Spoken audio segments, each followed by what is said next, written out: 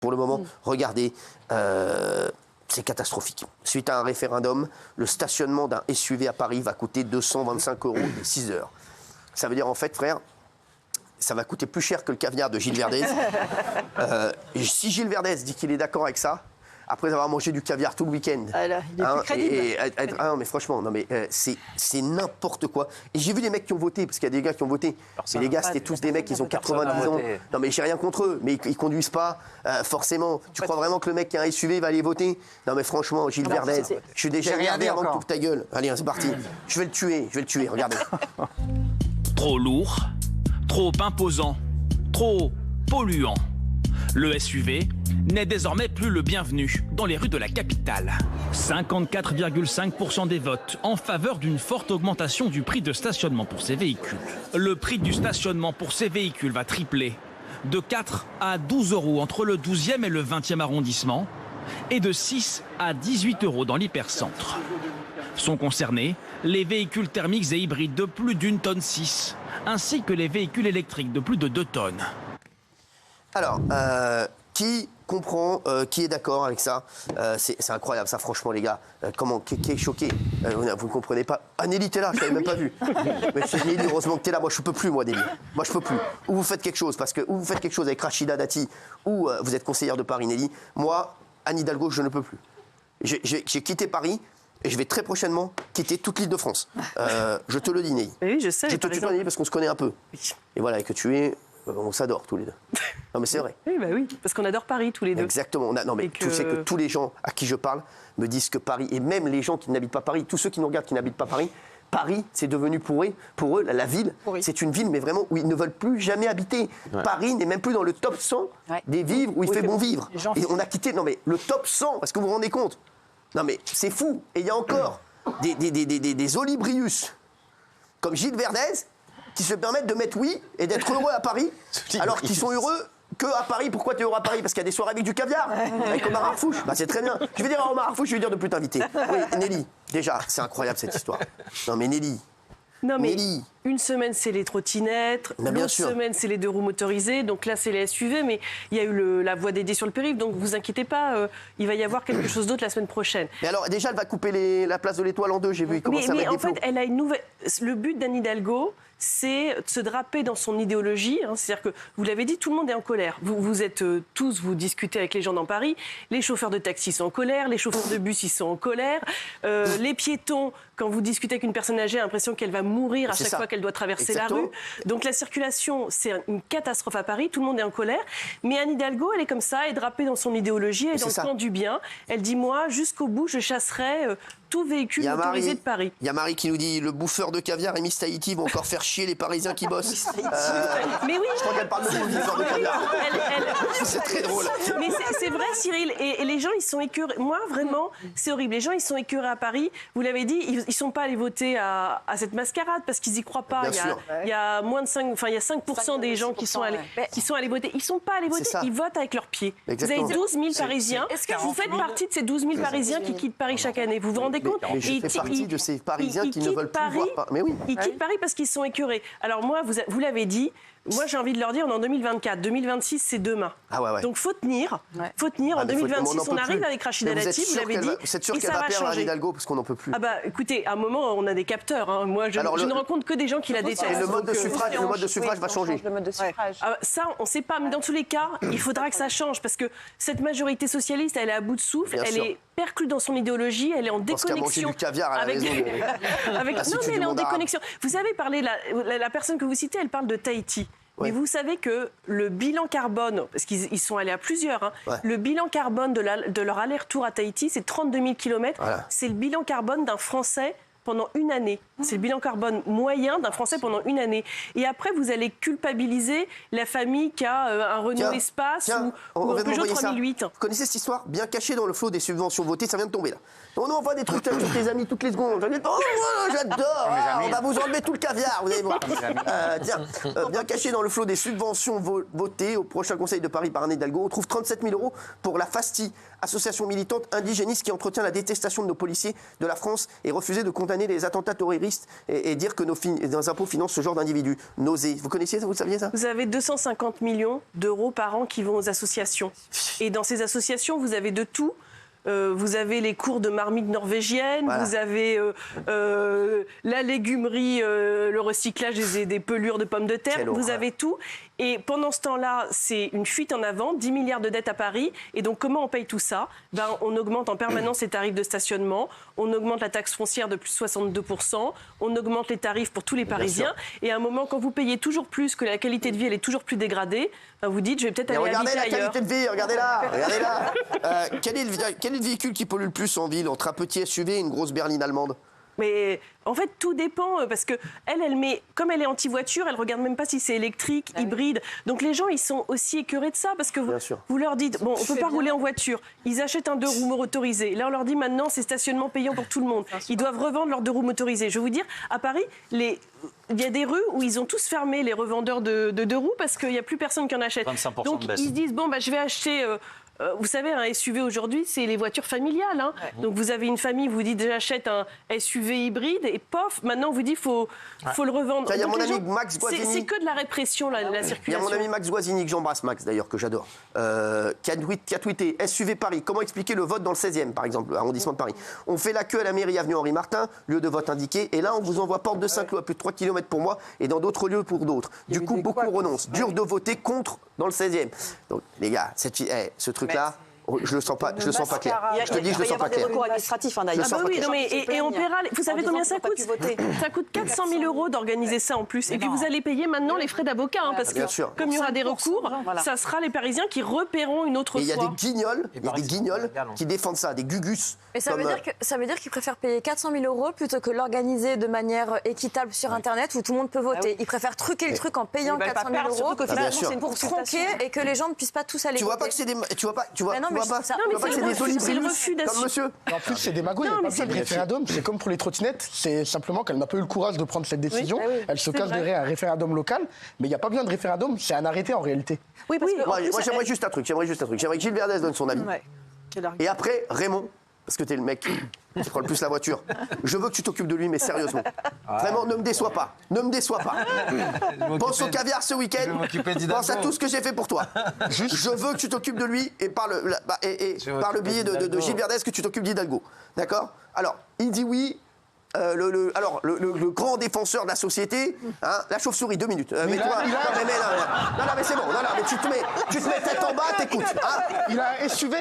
C'était la c'est bon. Tu te mets tête en bas, t'écoutes, ok?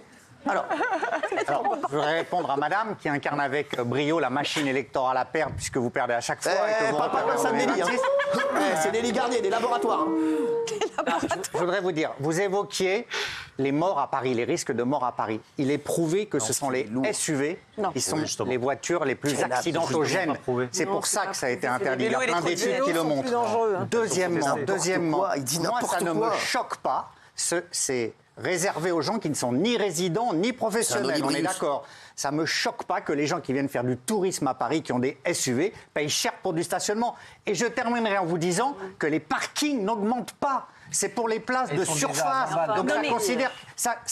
franchement, mais oui, il y a quelques personnes qui sont concernées, ni professionnels, ni résidents, ni ceux qui viennent en parking. Ça dérange qui, madame? Déjà, moi je vais vous dire, le tarif résident, c'est quand même dans les 5 rues qui sont autour de chez vous.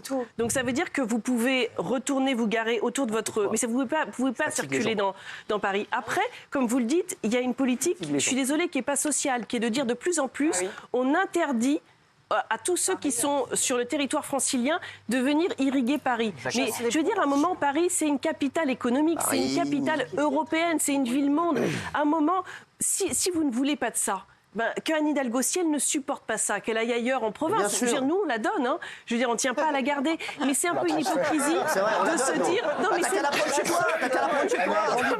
Non, mais ce que je veux dire, là, regardez sur le périphérique.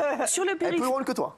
Non, mais sur le périphérique, vous savez très bien que 80% des gens qui empruntent le périphérique, c'est pas des Parisiens. Oui. Quand elle dit j'ai réduit la circulation sur le périphérique, à qui elle s'adresse? Justement à l'artisan qui va venir intervenir, à l'infirmière qui travaille tôt, à tous ces gens qui sont franciliens et qui viennent travailler pour nous à Paris. Aux millions de gens qui sont autour du périphérique, qui sont pollués par les nuisances sonores et par la pollution, madame.